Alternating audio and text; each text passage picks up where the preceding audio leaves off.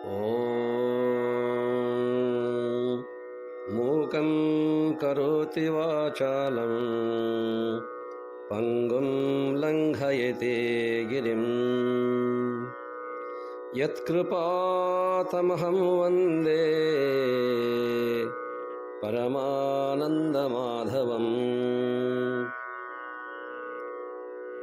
ಯಾವ ಕೃಪೆಯು ಮೂಕನನ್ನು ವಾಚಾಳಿಯನ್ನಾಗಿಯೂ ಕುಂಟನನ್ನು ಪರ್ವತ ಹಾರುವವನ್ನಾಗಿಯೂ ಮಾಡುವುದೋ ಆ ಪರಮಾನಂದ ಸ್ವರೂಪ ಮಾಧವನಿಗೆ, ಆ ಭಗವಂತನಿಗೆ ನಾನು ನಮಸ್ಕರಿಸುತ್ತೇನೆ. ಅವನಿತ್ತ ನಾವೇಲಿ ಕುಳಿತ ಪಯಣಿಗ ನೀನು, ಅವನಿತ್ತ ನಾವೇಲಿ ಕುಳಿತ ಪಯಣಿಗ ನೀನು, ನದಿಯ ದೂರವನೇಕೆ ಕೇಳ ಹೊರಟಿರುವೆ, ನದಿಯ ದೂರವನೇಕೆ ಕೇಳ ಹೊರಟಿರುವೆ. ಗಾಳಿ ಬೀಸಿದ ಕಡೆಗೆ ಮೆಲ್ಲ ಚಲಿಸಲಿ ದೋಣಿ, ಗಾಳಿ ಬೀಸಿದ ಕಡೆಗೆ ಮೆಲ್ಲ ಚಲಿಸಲಿ ದೋಣಿ, ದೇವ ಅಂಬಿಗ ನಂಬು ಮುದ್ದು ರಾಮ, ದೇವ ಅಂಬಿಗ ನಂಬು ಮುದ್ದು ರಾಮ.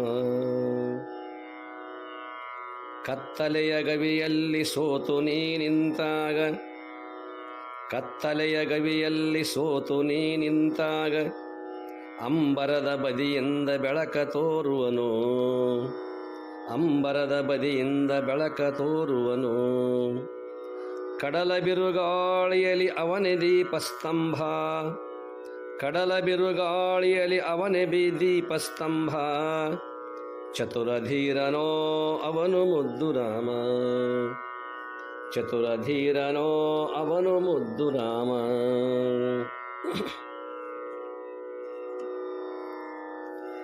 ಕೃಷ್ಣ,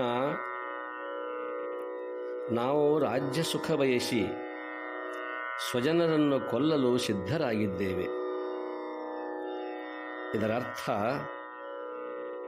ನಾವು ಮಹಾಪಾಪ ಮಾಡಲು ನಿಶ್ಚಯಿಸಿದ್ದೇವೆ ಎಂದೇ ಅಲ್ಲವೇ?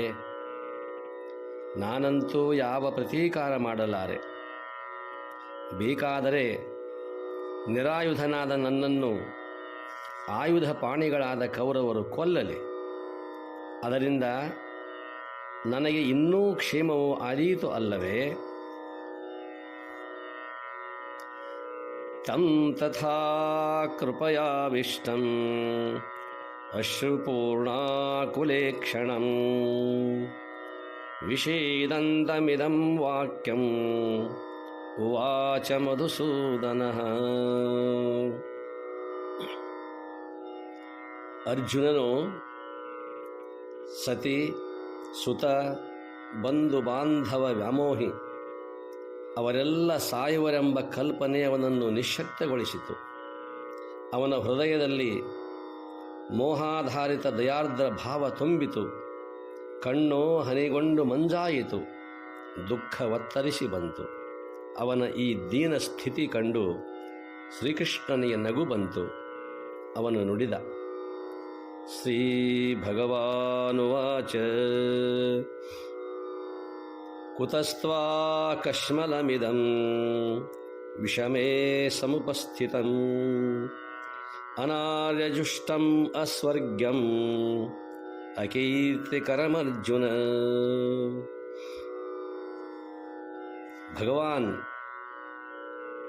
ಭಗವಾನ್ ಎಂದರೆ ಸಮಗ್ರ ಐಶ್ವರ್ಯ, ಧರ್ಮ, ಯಶ, ಶ್ರೀ, ರಾಗ, ಮೋಕ್ಷ ಈ 6 ಉಳ್ಳವನು ಭಗವಾನ್.